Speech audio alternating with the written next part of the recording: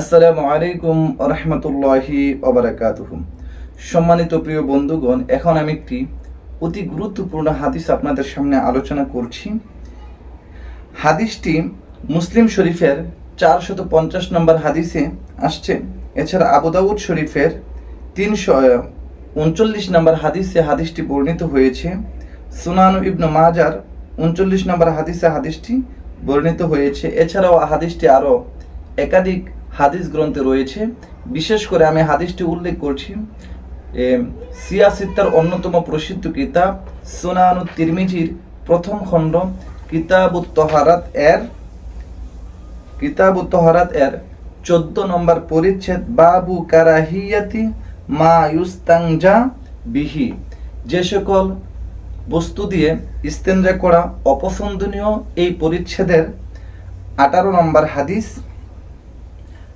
عن عبد الله ابن مسعود رضي الله تعالى عن عبد الله ابن مسعود رضي الله تعالى عنهما قال قال رسول الله صلى الله عليه وسلم لا تستنجوا بالروث ولا بالعدام فإنه زاد إخوانكم من الجن।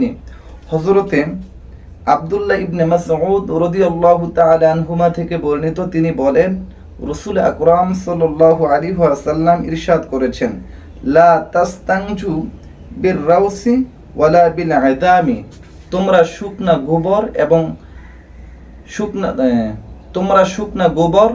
এবং হাড় দিয়ে ইস্তেঞ্জা করো না। ফা ইন্নাহু জাদা ইখওয়ানিকুম মিনাল জিন্নি, কেননা শুকনা গোবর এবং হাড় এগুলি হচ্ছে তোমাদের ভাই জিনদের খাবার। সুতরাং অবশ্যই আমরা যারা ইস্তেঞ্জা করি হয়তো বা টিস্যু পেপার দিয়ে ইস্তেঞ্জা করবেন এবং মাটি দিয়ে ঢিলা কুলুফ ব্যবহার করবেন ইস্তেঞ্জার সময়।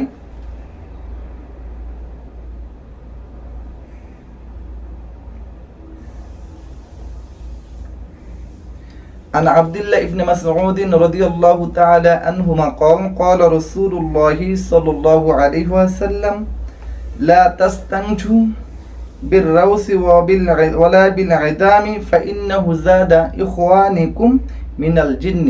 হযরত আব্দুল্লাহ ইবনে মাসউদ রাদিয়াল্লাহু তাআলা আনহুমা থেকে বর্ণিত, তিনি বলেন রাসূল আকরাম সাল্লাল্লাহু আলাইহি ওয়াসাল্লাম ইরশাদ করেছেন, লা তাস্তানজু বির রাউসি ওয়ালা বিল আদামি, তোমরা শুকনা গোবর এবং হাড়ের উপর ইস্তেঞ্জা করো না। ফা ইন্নাহু জাদা ইখওয়ানিকুম মিনাল জিন্নি, কেননা শুকনা গোবর এবং হাড় হচ্ছে তোমাদের ভাই জিনদের খাবার। সুতরাং আমরা অবশ্যই ইস্তেঞ্জা করার সময় শুকনা গোবর এবং হাড়ের উপরে আমরা অবশ্যই ইস্তেঞ্জা করব না।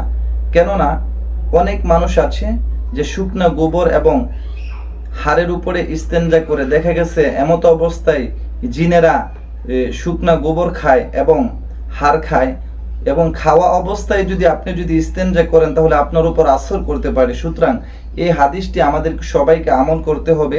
আমরা অবশ্যই শুকনা গোবর এবং হাড়ের উপর আমরা কখনো ইস্তেঞ্জা করব না।